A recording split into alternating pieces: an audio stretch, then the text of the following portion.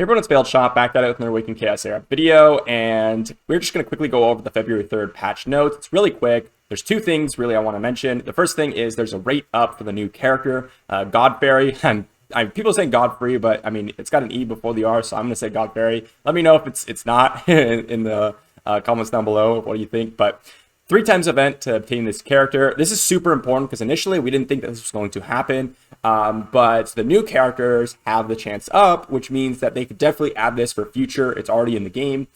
So that's really, really important to note. And we're going to go ahead and review this character, see if they're worth pulling for. So they're in the Sylvan Woodlands faction. There they are, legendary character. Let's go over the base stats real quick. B-rated attack, not super high. Definitely probably not going to be a damage dealer. So probably not important there. S-rated HP, really, really high base HP. And also B defense. A combination of these two makes them really tanky. A high base speed with 125. Now, granted, that's with the Ascension 2. All these stats are with the Ascensions up. Or Ascension 3 most likely. So they have 110 base speed for most people out there, which is really, really high still. And then we have the abilities here. Let's go over the trait first. Rage Stasis deals 80% damage to the enemy recipient of a positive effect, with 50% chance of extending the cooldown on the target's ultimate ability for 1 turn. And then the Ascension effect is 100% chance. I'm not sure if this is an Ascension 2 or Ascension 5. You can't tell in here, but hopefully it's an Ascension 2. This is actually crazy. This is a massive counter to all the arena defense teams right now. You know, a lot of them have Brand in it. Well, if Brand starts to turn, he puts a positive effect on every single ally. Immediately, this character is going to hit with 80% chance. It could basically extend Mathasia's ultimate cooldown or someone like that. So that's pretty big. Now that being said, it's only 1 round, so it's not like pretty crazy, but still, it's definitely very, very viable for those arena defense teams. Also, it's actually a really, really good arena defense team, not only on offense, but also on defense. And the reason for that is it counters all the characters that are getting buffs, immediately putting that cooldown on the target's ultimate. So crazy arena defense, and also potentially an arena offense counter here, which is really, really weird. Then we have the basic, 80% damage and defense down. Okay, so just a defense down on the basic, really, really solid. Not really caring about the damage here because of the B-rated attack. Then we have 100% damage to the enemy and applies unhealable. Okay, definitely a really nice suite of debuffs right now. Really, really nice to see these in combination, but they're honestly a little weak in my opinion so far.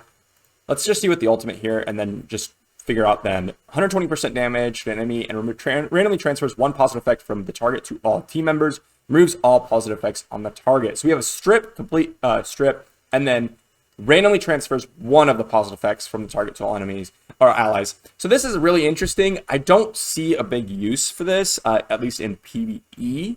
Let's just say you're using him in Void Tower. You could possibly like remove a brand buff and then apply it to all allies. But the fact that it's random and not transfers all the positive effects to all team members is kind of sad in my opinion. I would have liked to see all positive effects transferred and spread out to the allies. I still don't think that's too broken, and definitely makes it more PvE viable.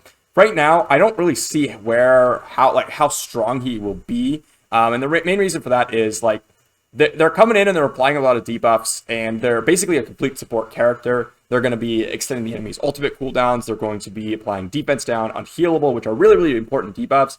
But is this character good enough to slot into your team? I'm not quite sure. So my initial impressions are mediocre to interesting arena counter in the arena sense, because all this kit really does is just have some unique counters, especially the trait here. You're not going to be really getting a ton of use out of this in PvE at least. So really, really interesting PvP character, and definitely a fun one. Do I suggest that you pull your shards for this 3x event? I would not suggest you do, to be honest. I'd still prefer to get someone like a Gengallo, someone like, even a Valyria, Evra, someone like that. I'd much rather prefer some of those characters over this character. But definitely a very fun character. Definitely one of the cutest and most adorable characters I've ever seen in any of these games, with these 3 little, I don't even know what you call them, but the little owls it looks like. But super cute character, fun aesthetic, and definitely a very fun ability kit. Very unique. So far with all the ways that he's going to be counterattacking and stripping and all that stuff. So very well done on design aspect. Whether or not he's going to be useful, let's wait and see, but my initial impressions are probably not that useful. So hopefully you enjoyed this video, and if you did, be sure to leave a like on the video, subscribe to the channel, and I will see you for the next one.